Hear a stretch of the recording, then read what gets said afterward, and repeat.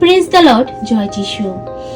খ্রিস্টিতে আমার প্রিয়জনেরা, আমার খ্রিস্টিত ভাই ও বোনেরা, আজকে শুক্রবার যিশু খ্রিস্টের বিশেষ যাতনা ভোগ চলছে এবং এই দিনে প্রভুকে ক্রুশে প্রাণত্যাগ করেছে আমার এবং আপনাদের, আমাদের সবার পাপের জন্য।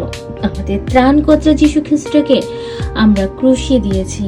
তাই নিজের নিজের পাপের জন্য যেন আমরা অনুতাপ্ত হই, আমরা দুঃখিত। আমাদের যে দুর্বলতা, আমাদের যে পাপ, আমাদের যে অহংকার, আমাদের যে হিংসা, তা আমরা সমর্পণ করি যিশুর চরণে। যিশুর কাছে একটি ক্ষমা ভিক্ষা প্রার্থনা করি, প্রভু তোমার অমূল্য রক্ত দিয়ে আমাদের সমস্ত পাপ, সমস্ত অহংকার তুমি ধুত করে দাও, যেন তোমার মতো হৃদয়টা আমরা পেতে পারি, যেন মানুষকে ক্ষমা দিতে পারি, যাকে ভালোবাসি না ভালোবাসতে পারি, যার প্রতি অভিযোগ, যাকে ঘৃণা করি তার প্রতি যেন আমরা সম্মান ভালোবাসা নিয়ে আসতে পারি। সেই হৃদয়টা যেন আমরা যাচনা করি বিশেষ দিনে।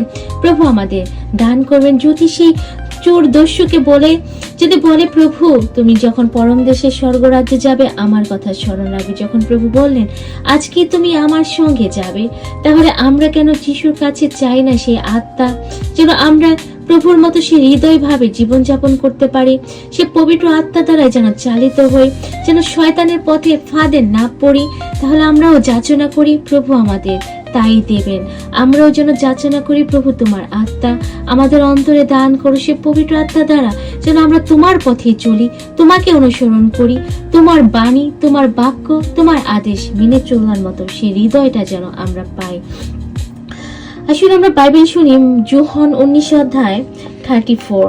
কিন্তু সৈন্যদের একজন তার বুকে পাশটিতে বসা বিধিয়ে দিল, আর তখনই মিশ্রিত হলো রক্ত আর জল।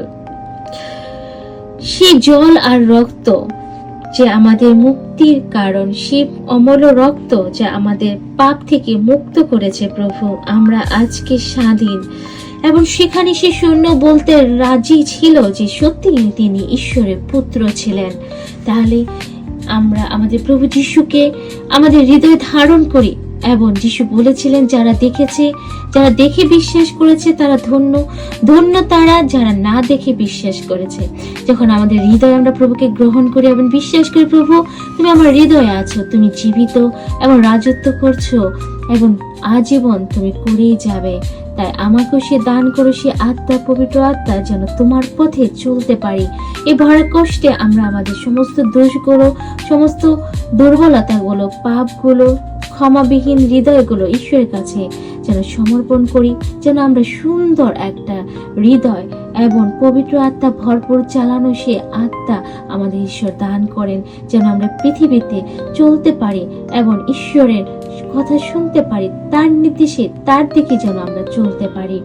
যিশু খ্রিস্টের বাণী এমন ভালোবাসা আপনার জীবনে পূর্ণতা নিয়ে আসুক। জয় যিশু।